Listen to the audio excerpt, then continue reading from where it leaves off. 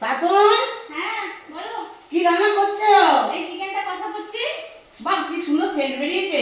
Saint বেরিয়েছে? দারুণ Saint বেরিয়েছে। ভালো সেন্ট পাচ্ছো? খুব ভালো পাচ্ছি। একটা ভালো গান শুনবে? হ্যাঁ করো, গান করো, আমি গান শুনতে খুব ভালোবাসি, করো।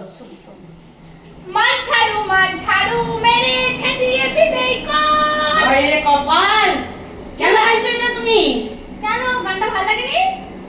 কেন গাইছি শোনো, আমি বুঝে বলো বলো।